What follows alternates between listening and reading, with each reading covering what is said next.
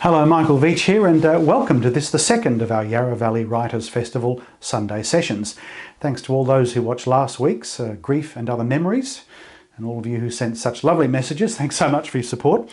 This week, it's a celebration of the Griffith Reviews edition 68, Getting On, all about ageing. Tell me about it. A terrific edition that probes what ageing means individually, socially and existentially. On the panel we have Charlotte Wood, Donna Ward, Elsa Piper, and the convener is the editor of the Griffith Review, Ashley Hay. Enjoy. Hello everyone, and welcome to this virtual session, this Mother's Day session of the Yarra Valley Writers Festival. We're very sorry not to be sitting in the Yarra Valley with you all, but we're very thrilled to be streaming to wherever you are today. My name's Ashley Hay. I'm the editor of Griffith Review, and I am delighted to be talking to three of our contributors to our most recent collection, Griffith Review 68, Getting On. I'm joined by Elsa Piper, Donna Ward, and Charlotte Wood. I'm going to tell you a little bit about each of these wonderful writers in a moment, and a little bit about Griffith Review. There's a live chat running alongside this, and you're also really welcome to keep the conversation going when we finish talking in just under an hour's time through the comments section on YouTube. Before any of that, though, I'd like to acknowledge the traditional owners of this land, the traditional custodians of this continent, and to acknowledge the elders past, present and emerging of the world's oldest continuing civilization. I'd also like to acknowledge the privilege of joining together to tell our stories today on this continent of stories, and to acknowledge the particular privilege of all the technologies that help us to make these connections at this time.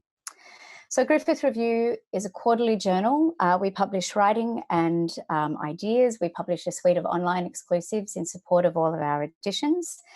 And our latest edition, Getting On, explores questions of ageing, mortalities and maturities. It's this collection that we're here to celebrate today. The first writer I'd like to introduce you to is Elsa Piper. Hello, Elsa. Can you say something to us so people can see that you're there? Hi, Ash. Yes, I'm here. I don't know what here really means in this particular instance, but anyway, I'm here. It's an interesting piece of time. Elsa's piece for this book is called Old Growth, and it's about appreciation and acceptance and some different definitions of what makes a lucky life. Elsa's a writer and an actor, and her most recent book before the piece that she wrote for us was called The Attachment. Donna Ward, hello. Are you somewhere in the ether? Yeah. I am. I'm here. Lovely to see you, Donna. Donna is a writer and a publisher. Her piece for the online exclusive section of this edition is called Mortality's Hour. And Donna's first book, She I Dare Not Name, A Spinster's Meditations on Life, was published earlier this year. The third writer that I'm thrilled to welcome today is Charlotte Wood. Hello, Charlotte. In your piece of the world. Hi, Ash. Hi, Elsa and Donna.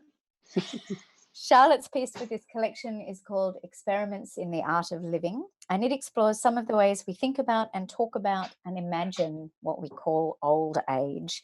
Charlotte is the author of 8 books, including The Natural Way of Things, and most recently The Weekend, which has been shortlisted already for this year's Stella Prize and the Indie Book Awards.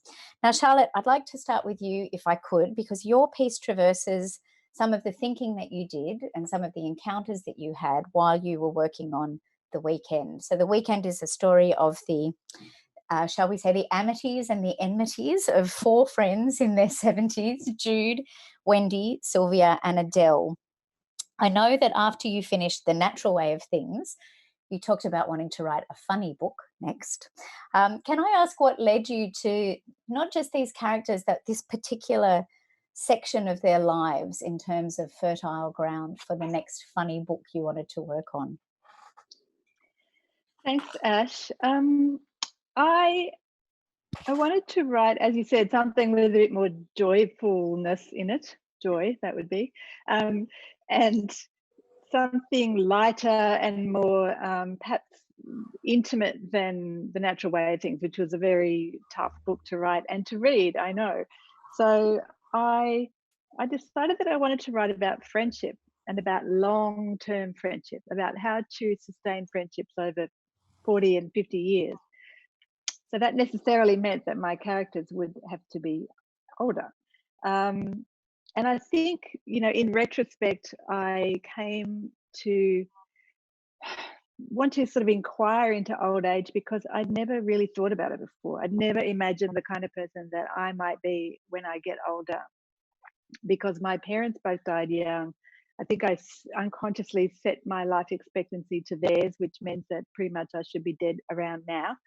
And it kind of shocked me that I'd never ever considered what it might like for me to grow old. So I wanted to enter into that imaginative space with the three women who are alive in the book, and Sylvie, who has died. So they come together around Sylvie's death. They come together to clean out her beach house for sale. And, you know, they have to kind of face up to a few things about themselves. One of the themes of the book turned out to be self-delusion, really, and how long we can carry that on. I want to come back to what we could call self-delusion, or what we might a little more kindly call magical thinking later, and also to this lovely idea that there are ages that we sort of don't presume we're ever going to be. I think there's a magical thinking around that as well. But I want to start with one of the pieces at the beginning of your essay for us, Experiments in the Art of Living, and you're describing a conversation with a gerontologist who asks you how many years of your life you'd give up to win the Booker Prize, and you say immediately none. You know, what are you talking about? Yeah. And then he says, okay, but what if those years fell between the ages of 85 and 90? And just that question, that what if, it feels to me like that underpins all kinds of fictional writing and probably a lot of non-fictional writing as well. Was the creation of The Weekend a kind of what if of putting a lot of different aspects of you into different situations, thinking about how you might fare, and kind of creating all of these women out of those different pieces of yourself in a way? Yeah, absolutely. It was a matter of, you know, various people have said to me, oh, I love The Weekend, but I wonder if any of your friends are speaking to you anymore. Because I think they presume that I've just looked around and my friends are going, okay, I'll pick you, and I'll write down you. When, of course, you know, people who write fiction understand that it doesn't work like that. So those women, Jude, Wendy, and Adele, are all me. And they're kind of elements of me that are perhaps separated out and stretched and pushed and slightly magnified to see if I was this kind of person, how might I respond to this aspect of myself in another person. I think often what we're afraid of is the mirror, and that's what these friends do for each other. They mirror each other when they come together under kind of in grief and under duress. So they would definitely came from looking within and finding that it's not entirely rosy in there. Thank you for that. Donna, thank you so much for being part of this conversation with us today, and also for Mortality's Hour. Now, I can remember when we were talking about this piece during the editorial process for Griffith Review, you described it as being like a medieval book of hours, and you were talking about the way life follows the form of a prayer, in a sense, whether you have or you don't have the kind of religious substructure underneath those things. Can you talk a little bit about these ideas in the context of the process of one day that your essay leads us through? Yeah, well, the medieval Book of Hours is actually the prayer book that monks, particularly closed orders and nuns in closed orders, use today, even today. So it's the time in which you pray during the day. And they pray 4 times a day. We'll start at midnight with matins. I always thought matins was at dawn, but it's not. It's actually at midnight. Lauds is at dawn, which is a wonderful word when you think about it. I always think that that's kind of praising the new day, really, when the sun's coming up. Now I'm going to do an aging thing and forget the rest. So there's Vespers in the evening. I've forgotten the one for the middle of the day, but we'll just leave that there as evidence of my aging process and the creativity involved in it. So what I've done in my piece, I wanted to take a particular day in my life, and look at it in terms of the the Book of Hours, of the great circle of life. That's what the grand circle of life is, what the Book of Hours is trying to get at, and remind us that in every day there is an entire circle of time of creation in a way too. So you can think large and you can think small. I was thinking very small and very close to my body, and what the essay starts with me waking up at Lord's and moves through to Matins, which is where a rather significant event occurs that drew me into the big time in which I live, and which we all live, that we get born and that we grow up and then we die. And I was reminded in that big event of the death of my parents. I was really interested, Charlotte, when you were saying that you felt that you didn't know how to live after your parents have died. This is very common. When I was in an Alisand, my therapist used to point out that everyone, when they reach the age of the time that their parents died, they have this kind of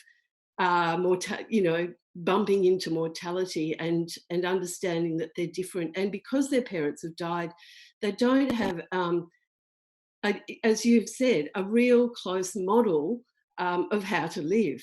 And after that time, if your parents have died young, you're pretty much, winging it on your own because you don't have these models. And if we've had parents that are displeasing to us, we quite often are winging it on our own. But nevertheless, that age will creep up to us and give us a bit of a jolt. And that's kind of the story behind mine. But it's a bit bigger than that too. That I wanted to get at the enormity of life and death and mortality within a day and within a certain day in my life.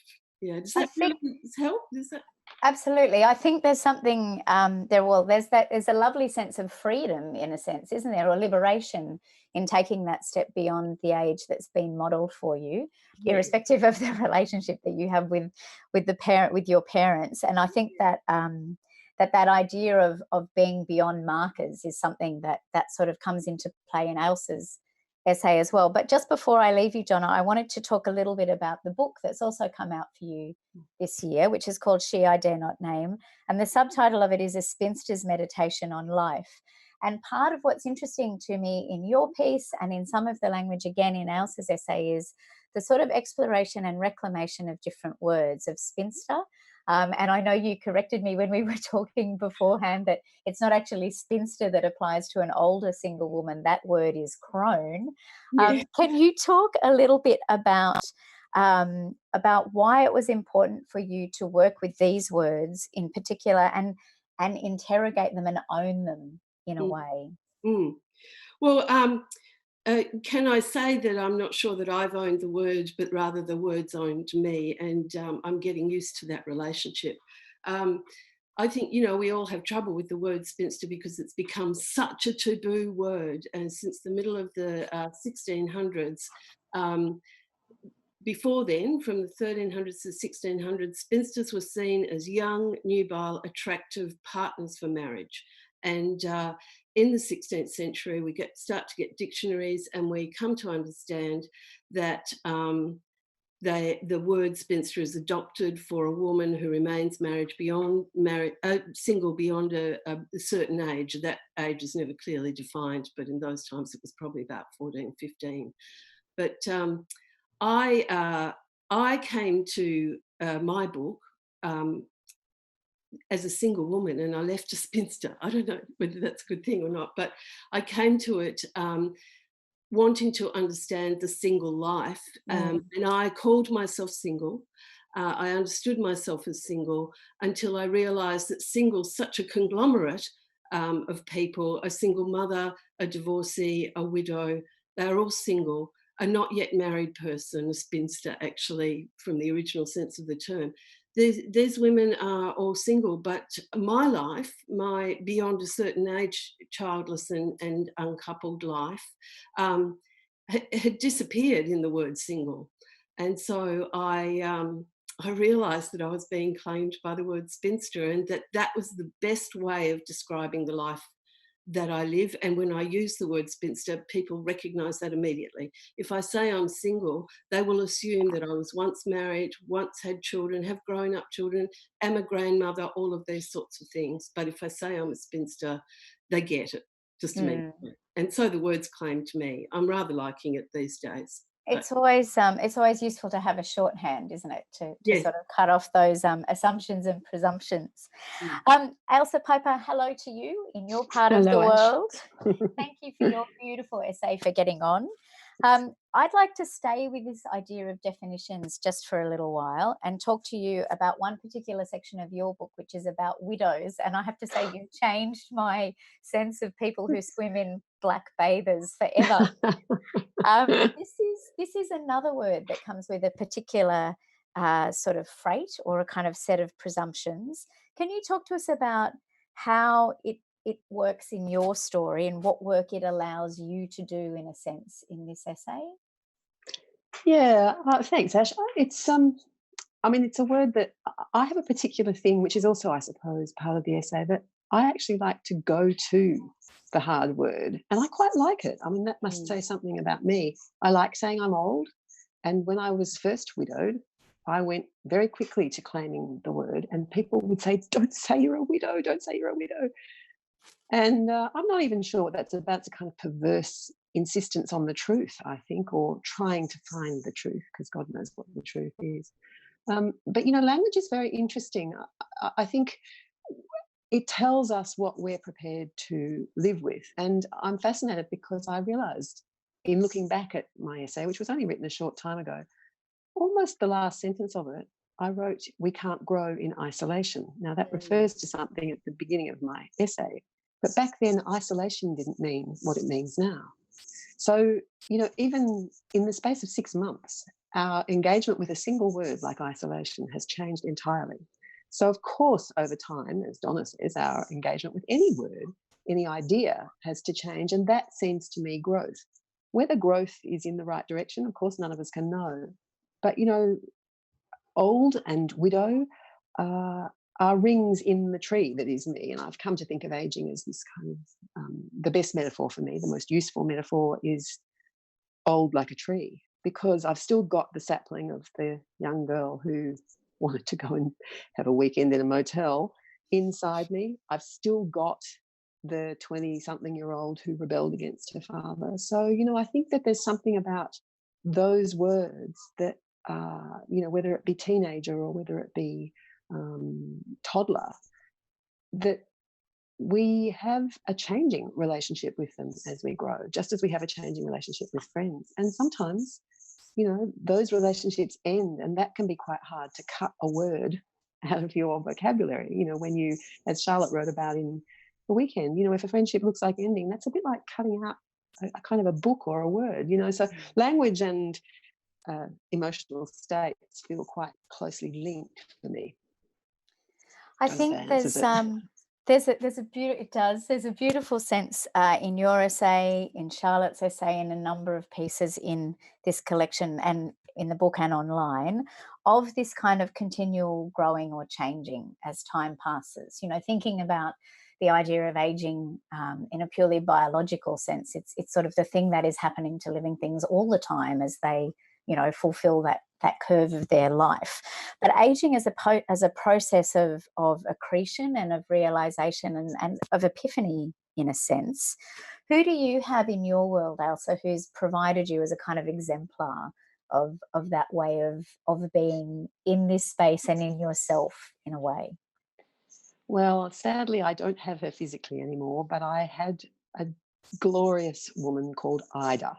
Ida is the name of a particular time, isn't it? We don't have many Idas anymore. Ida was in her 90s when she died, but she was my next door neighbour in the country in Victoria, and she lived alone after her husband died. She lived in fact, I would say she was my model for widowhood. Ida lived on, I think it was 40 acres all by herself in a very remote part of Victoria.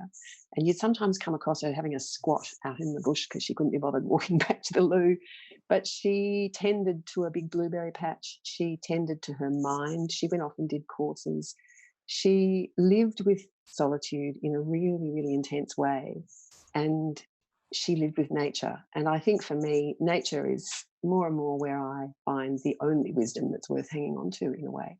And I often think of Ida, I mean, because I loved her, but because it wasn't tender, sweet old lady love. Ida would dig in the ground. She would argue with priests. She had a deep faith, and I'm questioning that as I get older as well.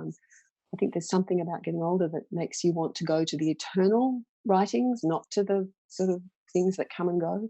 And but Ida would tussle with people, and I think I want to be more like Ida. I want to be able to squat in a field and not give a rat's. Thank you so much for that image, Elsa Piper.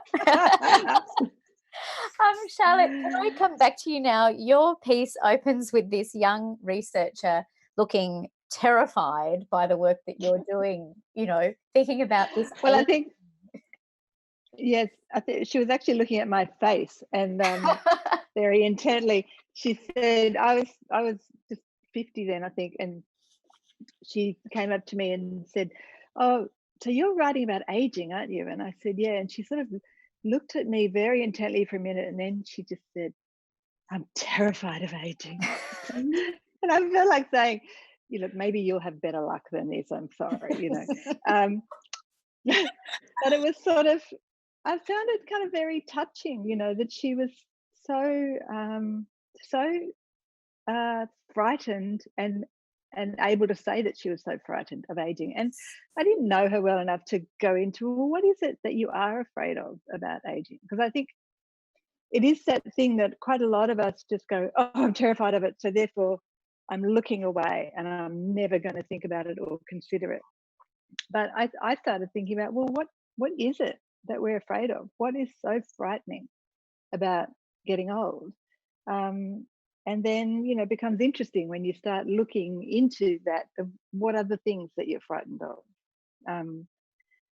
So for me, I in the course of the essay in Griffith Review, I started thinking, well, what am I afraid of? I'm afraid of pain, physical pain that's too much to allow, small pleasures in life. I'm not afraid of living alone. I don't think I'm afraid of death, but probably I am. In the end, I worked out what I'm actually afraid of is being reduced, of people seeing me as not my full self. And Susie Orbach, the British psychoanalyst and writer, talking about something else, that she said, people are afraid of being robbed of the richness of who they are. And I love that expression. I think it's that's what I'm afraid of in getting older. But that's not about being old. That's about what we as a culture think about being old. So I think they're kind of things that are important to think about and separate out. What is actually about the state of being old, which is, maybe some form of physical frailty or mental frailty, vulnerability, dependence. Okay, that's one lot of stuff. And then you go into that and think, well, what's so terrible about dependence? We look at babies and we aren't repelled and disgusted by the dependence of a baby. So why are we so disgusted by the dependence of someone at the other end of life? So I guess it was just sort of a question that allowed me to open up my own thinking about our cultural attitudes towards aging. And there's something really fascinating about the way there are sort of three strands here. So there's this circle, as you say, of dependence in a way, and that's sort of the shape of a whole life. There are the things that we fear, whether we're as good at looking at them and identifying them. But the other thing that overlays this is this extraordinary U-curve, this paradox of aging. So this wonderful research that sees that the happiness that we experience at 90 exceeds the happiness that we experience at 18. Can you talk to us a little bit about this idea? Because it's a very empowering one in a way.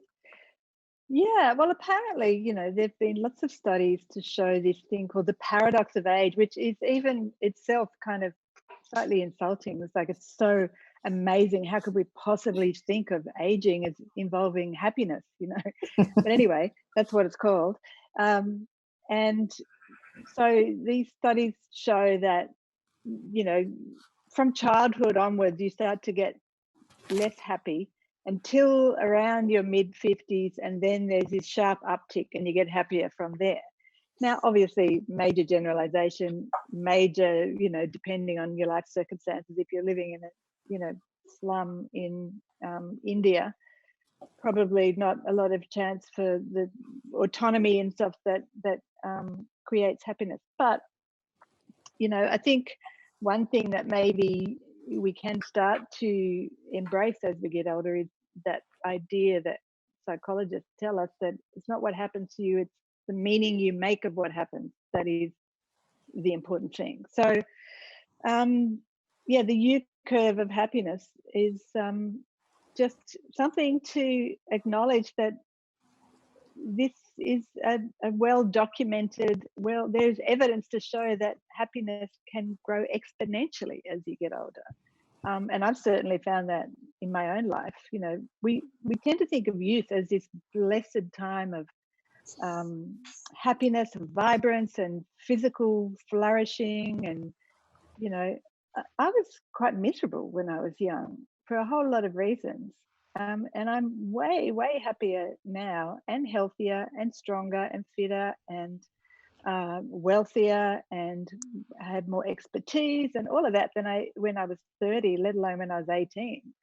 So I just think that's a kind of we are really deluded about these strict phases of life, that youth is full of glory and happiness. I think it right now a very, very frightening time to be a young person, and I really feel deeply for people in their 20s and even 30s now.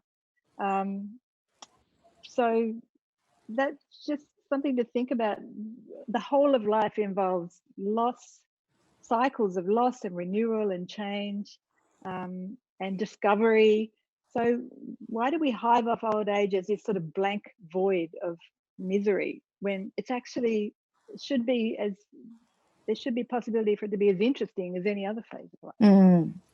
Donna, I think this connects to something that I have thought about while we were working on the essay, when we were working on Mortality's Hour, and also looking at She, I Dare Not Name, which is this book required you to be a particular age, in a sense, or to have lived a particular amount of life before you could write it. This would have been a very different book, wouldn't it? And Mortality's Hour would have been a very different meditation if you'd written it 10, 20, 30 years ago. Is that a reasonable assumption to make? Well, yeah, I couldn't have written Mortality's Hour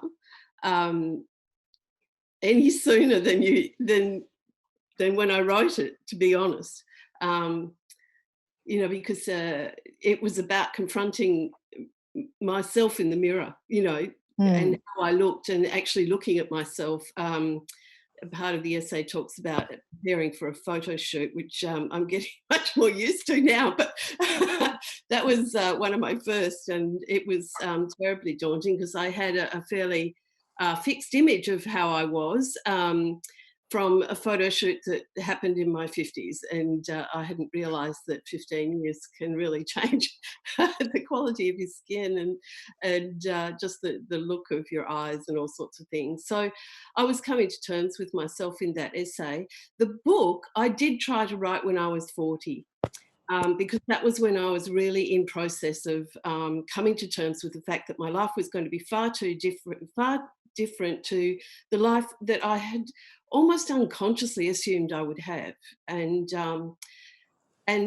when I tried to write that, I was writing what you might call a pop sociology, pretty much almost a feminist kind of book that wanted to praise the single life as opposed to married life, or wanted to prove that actually a woman who wasn't married was much better off. And I couldn't do that, because what I wanted to say was it is as rich and as challenging and as raw as any other kind of life. And I, in the process of that, became, if I can swear, shit scared of the fierce feminists who didn't want to hear that story. And I knew that they didn't want to hear that story, because I turned to some of my fierce feminist friends to ask them how they manage their solitude. And it turned out that I didn't know them very well, that they had children and a lover and a mother that came and helped with the babysitting so they could get on with their career. But they'd been going around saying they were single, which they are, but they weren't single like me. And when I wanted to talk about my life, they were quite cruel. They told me I should be so lucky, that if my friends weren't good enough, I should change them, and that I should be thankful for all the solitude that I have, and that I don't have the obligations and responsibilities of bringing up a child and dealing with the child's father. And so I didn't get much sympathy, and I got very scared and timid and lost all my gumption and packed it up and put it in a cupboard, and set up a literary journal, because that really occupies your mind. So I couldn't write this book then. I tried to write that book, but I knew I wouldn't get the help that I was looking for, the questioning that I was looking for. And even when I thought about, I thought, oh, well, okay, maybe I'll do it as sociology, because one of the great flaws in the literature around being single is that they compare married people, perhaps sometimes, and I mean they being social researchers in Australia and England and America, and they're different. So they would compare married people with everyone who wasn't married. And sometimes the married group would include de facto, but it was everyone, in some studies, including nuns and priests. Anyone could be single, not everyone could be married. And I couldn't understand, since I had studied social work and basic research theory in that, I couldn't understand why basic research theory 101, that says when you're comparing two groups, you want them to look fairly similar, as similar as you can get them, that all the research on this subject had overlooked that. It was remarkable to me. And that really scared me, because I knew then that I was talking about prejudice, because a group had been marginalised, it was disappeared, so in sociological studies. And that just, I was very timid in my 40s, as you can see. And one of the wonderful things about getting old is you really don't care. You really don't care. Well, I'm too short at this age. I want to come from that sort of backstory to the book back into the particulars of the essay, and the sort of dead of night stuff where we end, where we're coming into matins, and the kind of, the fear of mortality that's very good at striking in those hours when the world is dark and you believe that everybody else is, safely asleep somewhere else. Yeah. This picks up, I think, on what Ailsa was talking about, rereading the last line of her essay. But I'm very interested by the way your explorations of solitude might have a very different overlay now in terms of the different solitudes that people are navigating, whether these sort of strange times that we find ourselves living in now have either changed or charged your ideas of solitude and self-reliance, or if they've made other people reframe how they sit in terms of some sort of spectrum of solitude and self-reliance. Oh, it's such an interesting question. I came into this isolation feeling very impressed with myself, and that's always a sign that you're not as impressive as you think. I thought, I know this territory so well, I can do this. And what I found was the first few weeks, I got caught up in the global panic. People were ringing me, asking me, which was great, and I was very touched by this, I have to say. I would have 3 and 4, 5 phone calls a day from friends who were asking me if I was okay, and then saying, oh, but of course this is familiar territory, and we would have a laugh and talk about that. But I was touched, but it was interrupting my work, and I got a bit grumpy, and I thought, well, I'm old, I can be grumpy, so that's okay. But, I forgave myself in that. But there was this incredible difference in the world. Suddenly everyone was doing backyard projects, and my quiet retreat, inner city retreat, felt like a backyard that was intruded upon by everybody's noise. And I could feel this panic. You know, there wasn't just the panic shopping that we were hearing about. I could feel this panic in the air. And I started to think, maybe I have missed something out. So I went and did all my panic shopping. I stocked my cupboards. I didn't get much more toilet paper because, strangely enough, I don't use that much, but as other people seem to do. But I got into the fear a bit. And then the world went quiet. It just went quiet. The traffic stopped. The backyard project stopped. I stopped. I went quiet. And thank God, because I wasn't quiet. And suddenly I could read again, which I hadn't been able to read since the beginning of the fires. Seriously, the fires, I was glued to the telly. But here, I had to actively choose not to watch, not to listen to the news, because except for one time a day, you know, I watch the drama and I watch the news and I watch 7:30 Report if I don't get too grumpy with Lee Sales, but I do that. That's my religious moment, if you like, my ritualistic moment. I have other ritualistic moments. I open the door, that starts the day, all these sorts of things, go out for a walk.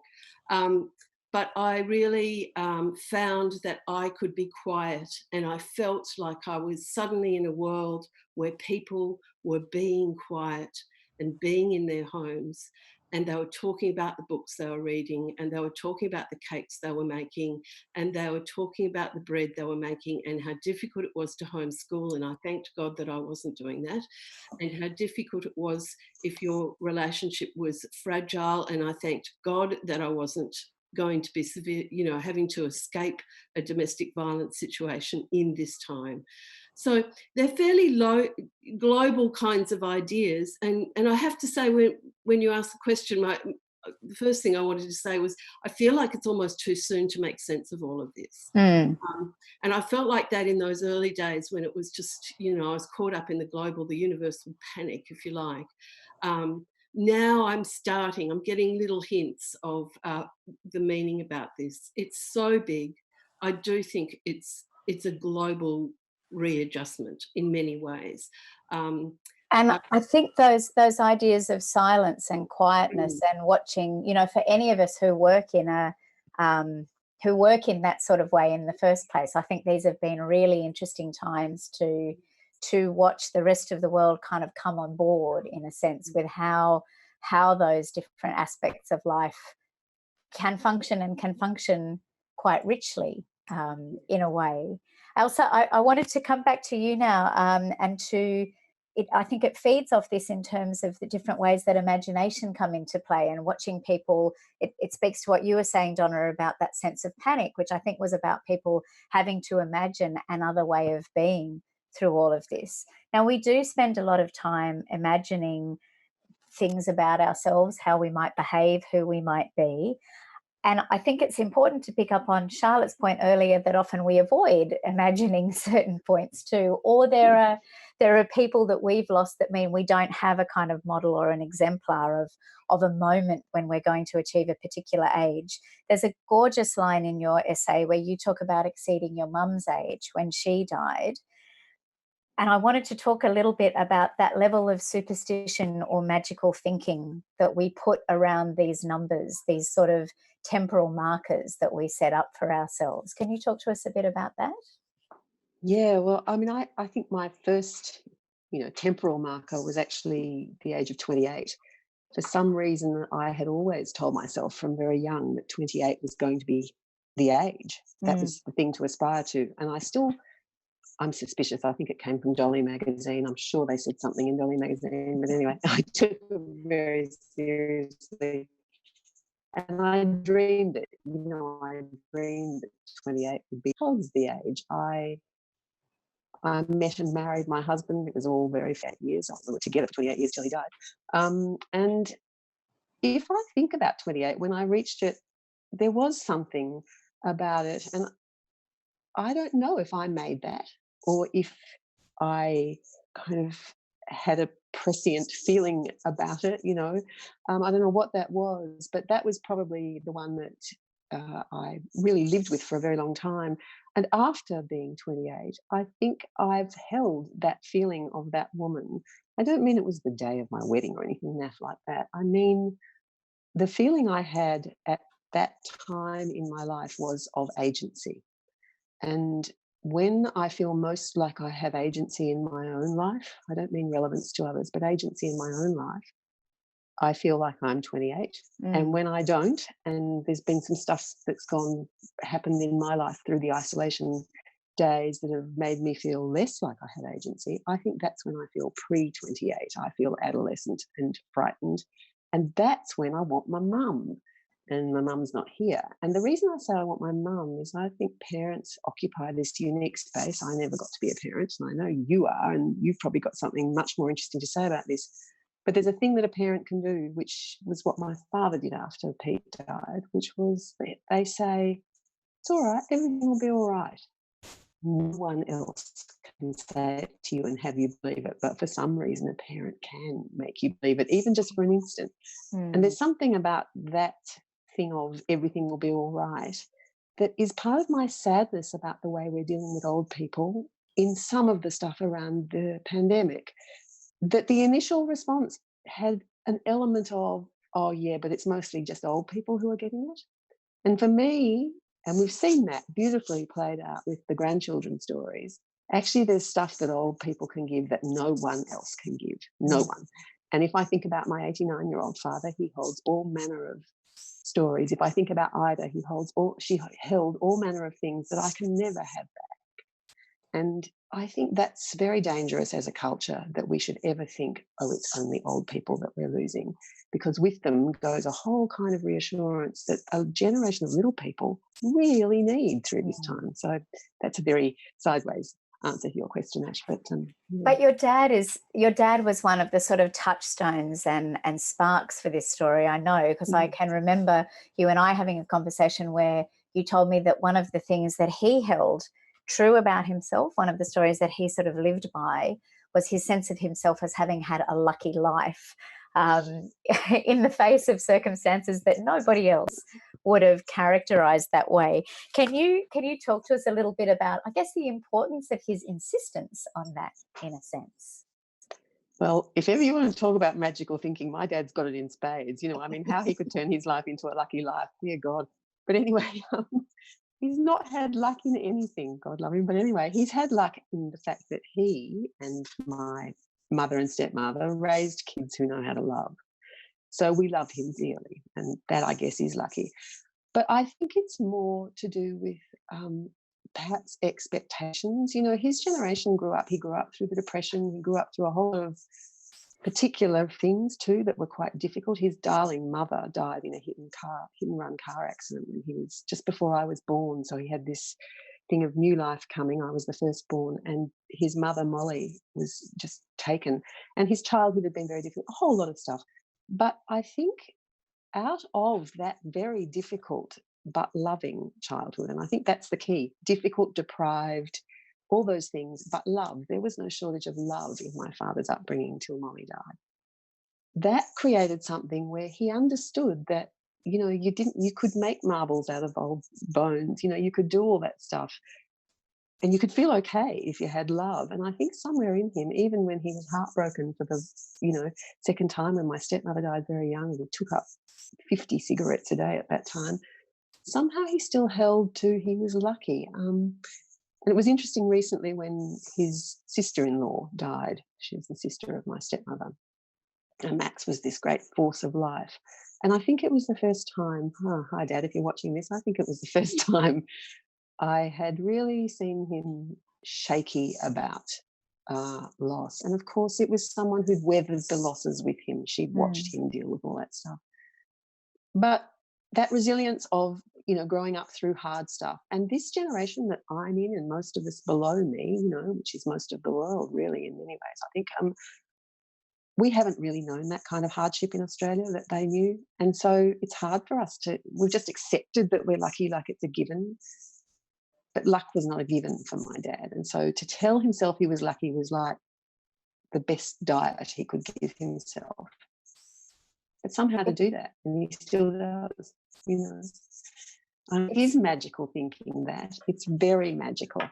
Well, it is magical thinking, and it's an insistence in a way. But Charlotte, I wanted to pick up on one of the elements of magical thinking that you explore in your piece, which I think is quite dear to any of us who are in this particular profession, and that's this lovely idea that we'll just be able to keep on writing. We'll just be able to keep on doing what we do. But that takes me beyond the kind of very self-interested space of the writing profession to how important it is to our sense of ourselves that we have these layers of storytelling, that we have this capacity to throw our own futures forward, and the sort of positive of that in a way, but whether that sometimes prevents us from seeing the realities of people who are already ahead of us, who are already in their own experience of a different place, a different set of circumstances, a different piece of life. Yeah, so I'm not quite sure of the question, but I guess when we think or don't think about what we're going to be like when we're old, I think we edit out a lot of stuff that we don't want to know about. So I think, as you said, well, what am I going to live on when I'm old? I've been a writer for 20 years, i.e. I have no superannuation, all of that. And then, we all think, well, we'll just keep working. I wouldn't want to give up working. I need to write, whatever. And then we edit out the bit of the conversation that says, yeah, but what about when nobody wants your work, when nobody wants to read what you're writing? We go, oh, well, we don't think about that. And, so there's lots of things that you have to kind of just move out of the picture in order to make the picture okay for yourself. But I guess what I'm interested in is how we can allow the difficult things to come into that picture at the same time as having a whole lot of layers of other things that are joyful or interesting, or that there's a new discovery about how resilient we might be, or how can I, what kind of person am I if I can't use my legs? Well, what discoveries are there to be made? Obviously, I don't want that to happen, but if it did happen, I would have to respond to it in some way. And what I would hope is that I would find something in myself that allows me to respond to those difficulties that are going to come. There's no denying that things are going to happen to us.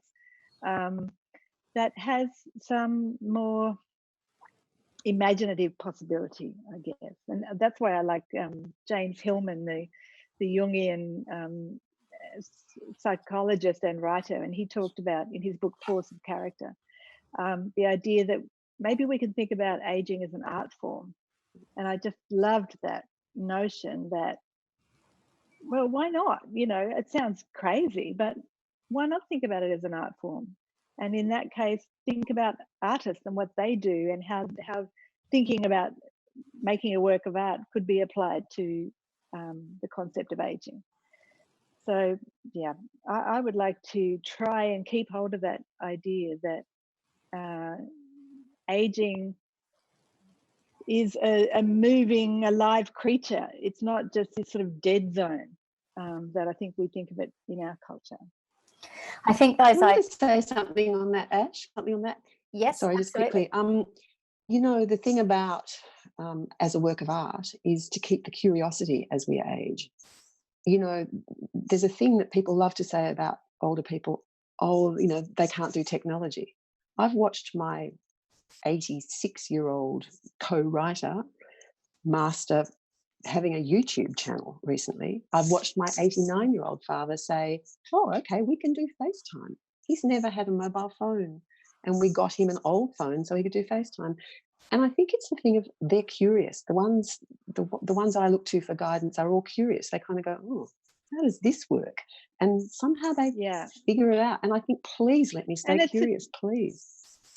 Don't you think, Ailsa, that it's that curiosity that if you have it when you're younger, you can retain it? It's the curiosity that has kept those people alive and vibrant. And I would posit that they have always been curious. Maybe. That it's a kind of default state. So one of the things I think about now is, what's my default state and how do I want that to be when I'm 85? It's like exercising another muscle, isn't it? It's like exercising, you know, it's keeping something in training, keeping something in practice in that way. If I can just say, when you know you've got fewer years left to live, life becomes instantly curious, doesn't it? I mean, you've only got 5 minutes. It feels to me I've only got 5 minutes left to discover everything that I haven't discovered yet, and I don't know whether I'm going to have the faculties to discover as much as there is to discover, but I'm going to give it a shot. You know, you've got this urgency with this time limit that presents itself. And there was another thought that I had about that when we were talking about this pandemic and living through that panic. I think the panic had that edge that so many people can die from this disease. It's not like it was just a flu and that we'll all get over it. It is actually a flu that can kill.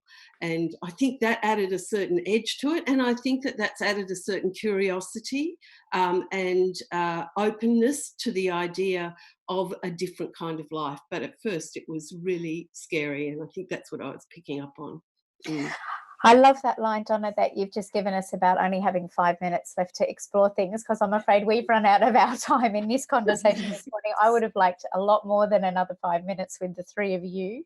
Yes. My hugest thanks to the Yarra Valley Writers Festival, to Brooke Powell and to Hanny Raisin for designing this lovely conversation for us in the first place, and then for finding a way that we could do it from Brisbane, from Sydney, from Melbourne, you know, and beam it to all of you wherever you are. It's been a really exciting thing discovering these new ways that we've got to be curious about each other and to kind of keep these connections going while we're all sitting in our different pieces of space.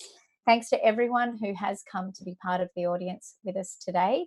The live chat's been going on while we've been talking, and you can keep talking through the comments at the bottom of the conversation after this. You can find Donna's essay, and you can find information about accessing Charlotte's and Ailsa's and the entire collection that is Griffith Review's Getting On edition at griffithreview.com.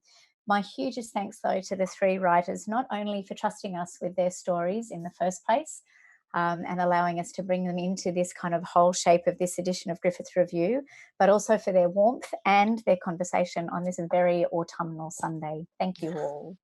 Thanks, Thank you, Ash. Thank you so much. Thank you, everyone. Great to see you all. What a collection of wisdom there. I do hope you enjoyed that.